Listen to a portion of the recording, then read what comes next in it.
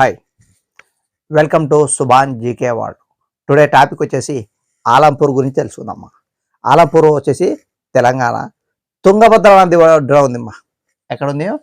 తుంగభద్ర నది ఒడ్డున ఉందిమ్మా. సో అయితే ఏ జిల్లాగా ఏర్పాటు చేశారు? జోగులాంబ గద్వాల అనే జిల్లాగా ఏర్పాటు చేశారు. ప్రస్తుతం ఇంతకుముందు మహబూబ్ నగర్ జిల్లా, అప్పట్లో ఏది మహబూబ్ నగర్ జిల్లా, ప్రస్తుతము జోగులాంబ గద్వాల జిల్లాగా ఏర్పాటు చేయడం జరిగింది. ఓకే, అయితే ఇక్కడ ప్రముఖమైన ఆలయాలు ఉన్నాయి. వెరీ వెరీ ఇంపార్టెంట్ అమ్మా.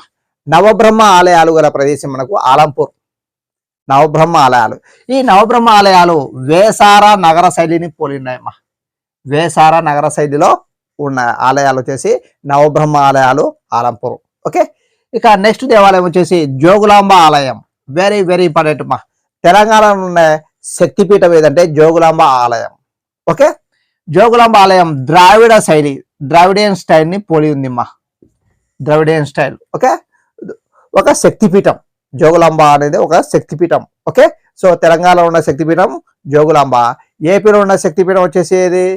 శ్రీశైల భ్రమరాంబికాదేవి. సో ఇంకా ఉన్నాయి. ఓకే, కాబట్టి మనం మొత్తం శక్తిపీఠాలు 18 కాబట్టి చూసుకోండి. మన తెలుగు రాష్ట్రాల్లో ఉన్న శక్తిపీఠాల గురించి చూసుకోండి. ఓకే, ఇక నెక్స్ట్ ఈ ఆలయాలు వచ్చేసి శిల్పరీతి శైలి వచ్చేసి పట్టడకల ఆలయాలను పోలి ఉన్నాయి.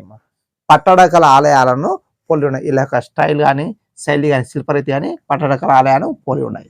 ఓకే, ఆలంపూర్ అనేది తుంగభద్ర నది ఒడ్డున ఉంది, గుర్తుపెట్టుకోండి. ఓకే, సో ప్రతి ఒక్కరూ సుభాన్ జీకే వరల్డ్ సబ్స్క్రైబ్ చేసుకోండి, షేర్ చేయండి. Okay, thank you, all the best.